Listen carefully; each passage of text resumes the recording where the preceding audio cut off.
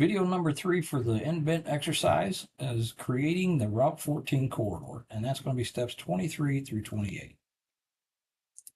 Route 14 corridor. Move that off to the side. Previous video, we didn't close our library, and it was one of the steps, so we're going to go ahead and close this out. And we'll check it in.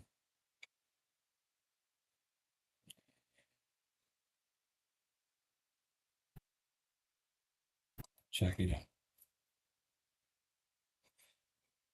Okay, so that was step 22. We're finished with that. Step 23 says create a corridor for Route 14 using the create corridor tool, and we're going to name it Route 14. We're going to give it a roadway template, and which is the ag-based mill and fill, and we're going to go for certain station range. So let's go ahead and do that. We'll go over to the ORD and create a new corridor. And you can do corridor from the heads up, or you can do it from the icon. Depends if your 3D stick showing through. If it's 3D lines on top, then you'd be better off using the icon, and I'll do it in this case. So all you have to do is you get it. Here's where you can change your preliminary to final if you want, or whatever you want to change on your feature definition. It's in this dialog before you create the template or corridor. We're going to create the, select that baseline, and then we're going to reset for the profile. It's going to ask us what do we want to name it. We're going to go with the Route 14. Okay, so it's got something on my cursor. I never trust it, so I always go back out and I go back to my template, and I would navigate to what I need, and that's the one I do need, so I'll just make sure it's the one I picked. The ag base option, mill and fill. I'm going to take that and hit OK. And then we're going to go ahead and accept that in a blank area. And then it wants to know the station range. Well, over here it says 68 plus 00, so I'm going to key that in. Hit the enter key, lock that in, and go ahead and left click to start it. Now it wants to know the end station, which is 71, 68, 64. So 71 plus 68.64. And if you remember from the previous video, and I didn't type that in right, 78 plus 71. 71 plus 68.64. So I'll lock that in. Now, if you don't remember from the previous video, that was where we had one of the notes where we were in one of the template drops for the roadway template. So we'll go ahead and left click to accept that. It wants to know a drop interval. Defaults at 25. I believe we want to use 5 on this as the instructions there. So I'll key in 5. Hit the enter key and then left click. Let it go out and place it. So you can see, ideally, every 5 foot on a straight, it's going to place a template drop. You see it did pretty well. Looks like they're 5 times 5 is what's putting out there, so 25 feet. The other thing it says is to hit the F6 key, open the 3D model. So we're done with that other part. So we'll hit the F6 key. You can see now we got the 2D and the 3D, and this time it looks like the F6 worked where it tiled correctly, so we're good. So this is our roadway coming into the roadway approach pavement. Okay, so let's go down here, and it says review the left seek surface and make sure that it's searching the EOP existing for the feature definitions. Do the same for the right seek surface. And where you find these at is on the template drop itself. So we applied that template, we put it out there. Template drop is the magenta dashed lines. You can get them everywhere. And we're going to bring up that edit template just by simply selecting it. And so this template's been copied from the library into our DGM file. We're going to modify it here.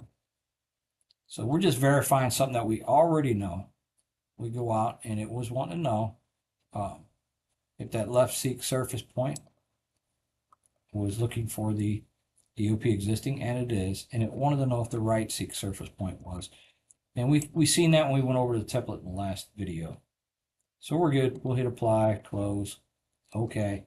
It's doing what we want it to do, so that's all good. Now it wants to see the concrete EOP and make sure that the horizontal feature constraint is defined as EOP new. Do the same for the others. So let's go back to that template drop. Look at that.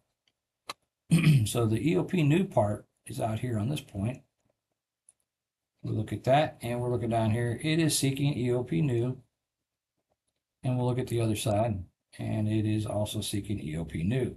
Again, the range, if it's on the left, -50, to the right, +50. So we've got that covered. Hit OK again. That looks good. And it says close the editing. Okay, we already did that. Now we need to add the EOP new and the 2 EOP existing lines as corridor references. Okay, so let's do that. Corridor reference. So to do a corridor reference, and you know, it's kind of hard to see right now because we've got all the 3D lines in there. But if we come further south on this project, you can see there's our EOP existing right here. And then here's our new lines, EOP new. So to add them as corridor references, those 4 lines right there, we're going to come over to the corridor tools, get our heads up display, the 4th icon, corridor references, and then we're just going to add them as a corridor reference, which is the first icon, add corridor reference. And you can pick them 1, 2, 3, and 4. I want to zoom in over here and show you how it all kind of reacts whenever we accept it. And you can also see it up here.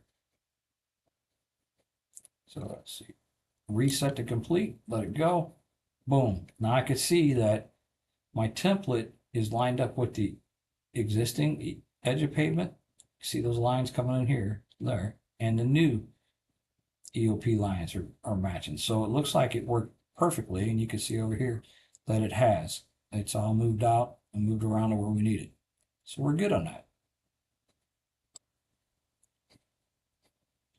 And that was step number 7, and we need to do 28. It says, number 28 says, add the following parametric constraint to remove the pavement widening on the left side. Okay, to add a parametric constraint, you go back to the corridor, and you can grab it on any handle, or you can even go to a template drop, get the heads-up display, and we're going to look for that parametric constraint tool, which is under the hammer, and that's the large blue question mark out here, create parametric constraint. And when I do these, I like to hit the label first, and it looks like we're changing that left pavement concrete surface, surface concrete width, left pavement concrete surface concrete width. So I found what I needed. It's got my station range starting at the beginning, really 68 plus 00. So we'll do that, 68 plus 00. And lock that in.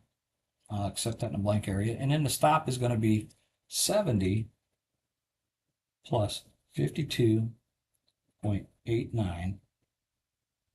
Lock that in. So we're going to go right to here, where you can see there's a little hiccup. We're going to get rid of some of that. And we're going to go ahead and accept that. And we are going to go accept our label that we selected, the parametric constraint label. And then our start and stop values is, we're removing it. So we're going to go with 0. It comes up with the default values, but we want to make it 0, enter, accept that start value, and 0, enter, and accept that stop value. And let it work its magic, and it removed it. So that, let's see, that does the parametric constraint, step 28. So we're going to go ahead and like what we see here and in the video.